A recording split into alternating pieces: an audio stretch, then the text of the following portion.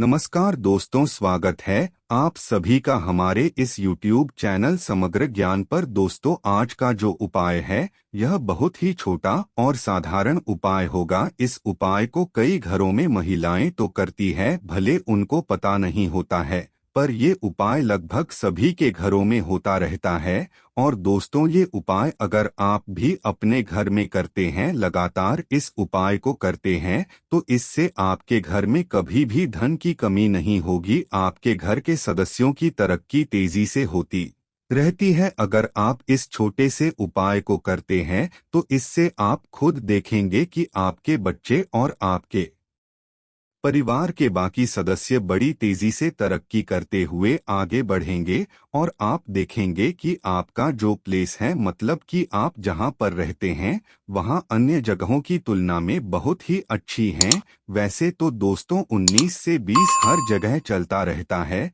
पर कभी भी ऐसा नहीं होगा कि गरीबी आपके घर में पक्के रूप से आई हो और वास कर ले। ऐसा बिल्कुल भी नहीं हो सकता। अगर आप इस उपाय को करते हैं तो कभी भी घर में धन की कमी नहीं होने वाली और घर का माहौल भी बहुत अच्छा रहेगा। दोस्तों, कभी कभी कुछ लोगों के घर में देखने को मिलता है नकारात्मक शक्ति इतनी ज्यादा असरदार हो जाती है कि घर के सदस्य ही आपस में लड़ाई झगड़े वाद विवाद चलते रहते हैं। इसलिए वह घर मंदिर कम और लड़ाई का मैदान ज्यादा लगता है, क्योंकि उस घर में हमेशा अशांति रहती है। इसलिए घर में नकारात्मक शक्ति का खात्मा बहुत ही जरूरी समझा जाता है, क्योंकि नकारात्मक शक्ति से मानव का विकास रुक जाता है। अगर आपके घर में नकारात्मक शक्ति वास करती है तो इससे कभी भी आप सफलता की बुलंदियों को छू नहीं पाएंगे। किसी न किसी तरह से आपके रास्ते में रोड़े जरूर अटकेंगे। मानव के शरीर में आलस्य आ जाता है,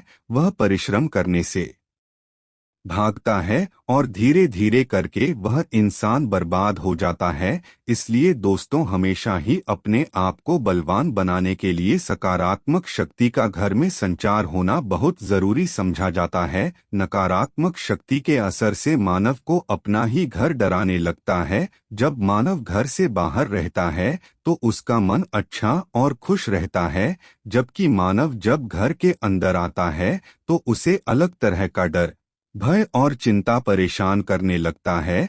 तो यह सीधे रूप से नकारात्मक शक्ति के कारण ही होता है। जबकि इसके उलट दोस्तों, जिस घर में सकारात्मक शक्ति का संचार होता है, उस घर में सदस्य आपस में अच्छे तरीके से जुड़े हुए होते हैं, एक दूसरे से विवाद नहीं करते। हमेशा प्रेम की गंगा उस घर परिवार में बहती रहती है। परमात्मा का गुणगान चलता है, भक्ति भाव उस घर में बना रहता है। जिस घर में सकारात्मक शक्ति रहती है, उन लोगों का घर मंदिर के जैसा लगता है। तो ऐसे में दोस्तों, अगर आप इस उपाय को करते हैं जिसे हम आपको बताने वाले हैं, तो इससे आपके जीवन में बहुत तेजी से खुशियां आने लगेगी। कभी भी आपके घर में धन की कमी नहीं होगी और धन की आवक बढ़ने लगेगी और आपका घर भी बली बनेगा। तो दोस्तों, ऐसे में करना क्या है आपको? तो दोस्तों, जो भी आपका चावल का डिब्बा है, मतलब कि जिस डिब्बे में आप चावल रखते हैं, सबसे पहले तो दोस्तों आपको बताना चाहेंगे चावल का डिब्बा थोड़ा बड़ा होना चाहिए। अगर आपके परिवार में सदस्य कम हो तो भी कम से कम आप 5 किलो का डिब्बा तो जरूर रखें। अगर आप 10 किलो 15 किलो का डिब्बा अगर रखते हैं तो ये बहुत ही अच्छा होता है। चावल का डिब्बा हमेशा ऊपर तक भरा हुआ होना चाहिए, कभी भी इसे खाली नहीं रखना चाहिए। चावल के डिब्बे के अंदर चांदी का कोई भी गहना डाल कर के रख सकते हैं। दोस्तों, अगर आपको चांदी का सिक्का हासिल हो जाता है, माता लक्ष्मी का जो सिक्का होता है, उसे आप चावल के डिब्बे में डाल कर के रख सकते हैं। चावल की डिब्बे में आपको उस चांदी के सिक्के को बीचों बीच रखना है या फिर बिल्कुल सतह पर आपको रख देना है। दोस्तों, जितना बड़ा गहना होगा उतना ही अच्छा नतीजा आपको हासिल होगा। ऐसा करके आपको उस चावल के डिब्बे को बंद करना है। जब चावल आप इस्तेमाल करने के लिए निकालते हैं, तब दूसरा चावल आपको उस डिब्बे में डाल देना है। और जो भी दोस्तों आप घर में दिया बत्ती लगाती हैं, तो उस समय आपको धूप दिया उस चावल को दिखाना है दोस्तों।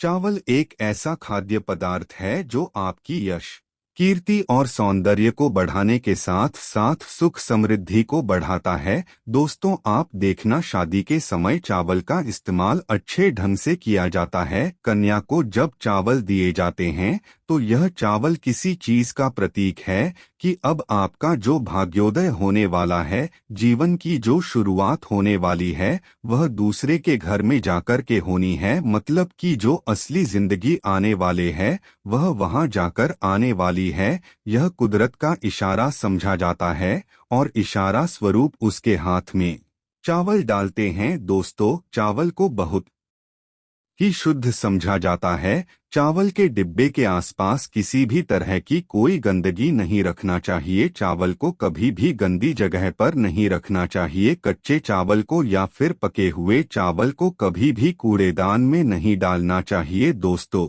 शास्त्रों में कहा गया है कि चावल का जो कोई भी गलत तरीके से उपयोग करता है तो उसके काम में रुकावट आती है। चावल से खीर बनती है। चावल का भोग लगभग सभी तरह के देवी देवता स्वीकार करते हैं। जब आप पूजा करते हैं और पूजा के समय आपके पास कुछ नहीं होता है, माता को आप तिलक लगा देते हैं, हल्दी अर्पित कर दिया, चावल अर्पित कर दिया, और यदि कुछ ना हो तो फिर से चावल को ले और कहे कि हे माता रानी, ये चावल रूपी पुष्प मैं अर्पित करता हूँ, तो उसका स्वीकार देवी देवता पुष्पा के रूप में करते हैं। पूजा स्थान में अगर आप किसी भी तरह की कोई और वस्तु नहीं चढ़ा पाते हैं तो अपने हाथ में चावल लेकर उसे उसी चीज का स्वरूप मानकर चढ़ा देना चाहिए। दोस्तों, चावल इतनी शक्तिशाली चीज समझी जाती है जो मानव के जीवन में चल रही सभी तरह की परेशानियों को दूर कर देता है। मानसिक,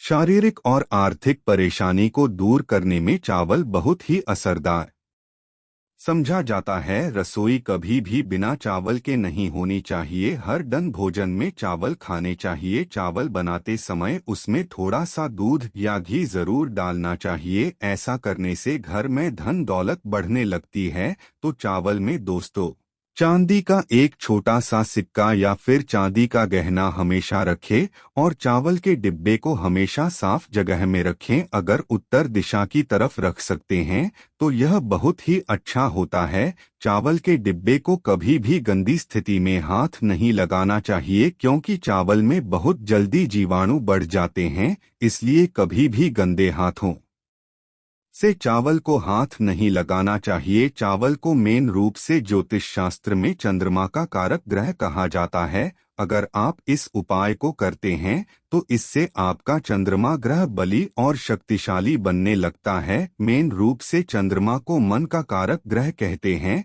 इसके साथ ही यहाँ माता का कारक ग्रह होता है और आपके अंदर विवेक पैदा करता है। अगर आप चंद्रमा को बलि बना लेते हैं तो इससे आपका मन आपके कंट्रोल में रहेगा, और अगर आपका मन आपके कंट्रोल में रहेगा तो आप सभी तरह की भौतिक वस्तुओं को बहुत आसानी के साथ अपने लक्ष्य के जरिए से हासिल कर सकते हैं। तो दोस्तों, आज के लिए बस इतना ही। फिर मिलेंगे एक नई वीडियो में। तब तक के लिए नमस्कार।